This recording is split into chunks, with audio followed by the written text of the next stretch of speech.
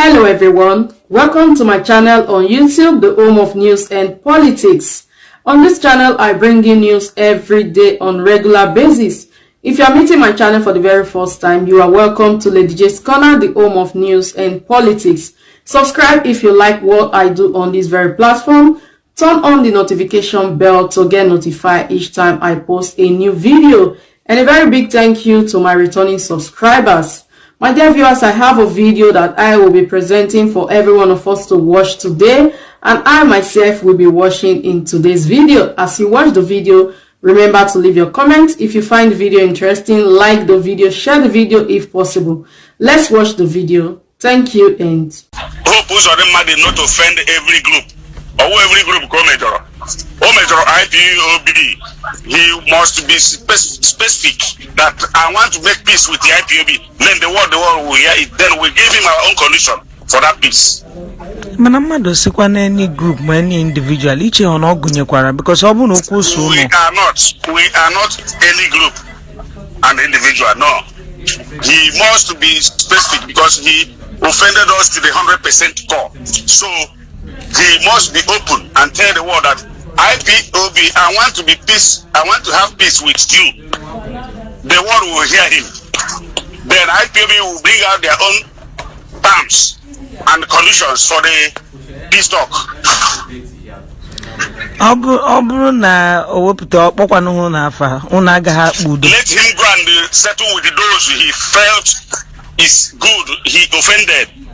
That means we are not among them. Why you one or two things you got choke or settle out with on we keep Bokwafa? I got because settle all my hog and when to fight his own youth. Case Anyana, case or go Anyana, hope UZODINMA. I will settle so easily because when IPOB formed the ESN, our leader launched the ESN. The only person or the only governor that first of all brought army to come and attack us was Hope UZODINMA. Did we kill anybody? No. Did we attack any individual? No. We are in the bushes and forests chasing the Fulani terrorist group in our forest, raping our mothers, sisters, and the wives. But he saw it as evil that Nnamdi have done and the IPOB have done something nobody has ever done or ate. Then he brought the soldiers to come and attack them in Olo. So our case with the Hope UZODINMA is a different case. He knows that very well. That is why he don't want to mention IPOB.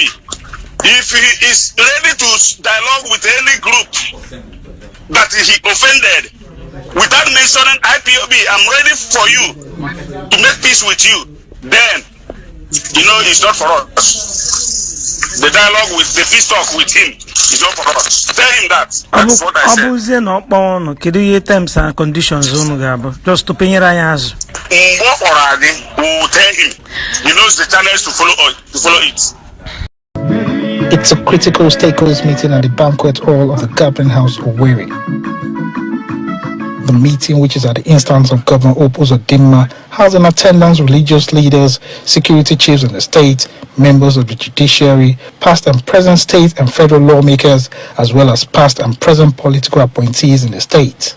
According to the governor, Imo State is now safe, peaceful, and ready for normal business activities as the security challenges faced in the state in recent times is now a thing of the past. The report from the security agencies has confirmed that Imo is now safe for both night activities and day activities.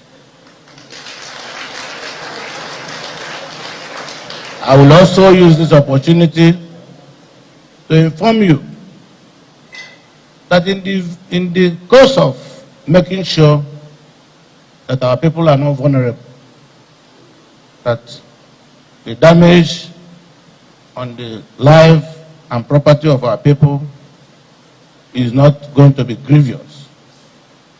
He assures the people that the state government, working closely with security operatives, will continue to preserve and protect the peace now enjoyed in the state, with a commission of inquiry already set up to investigate the remote causes of the security breaches. That committee will go into a thorough investigation and come up with far-reaching recommendations, and I'm very convinced that government will implement their recommendations to assuage the feelings of our people and bring lasting peace. Meanwhile, the former governor of Imo State, Akim, commends the government and security agencies for their commitment in bringing peace back to the state. You have led well. You are leading well.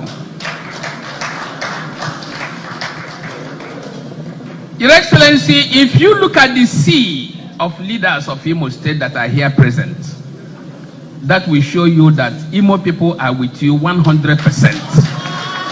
With the promises from the leaders, residents of the state are waiting anxious for government and security operatives to match words with action to ensure that the peace that Imo people enjoys now after weeks of terror will be sustained. Ejitokwakuta, Channels Television News.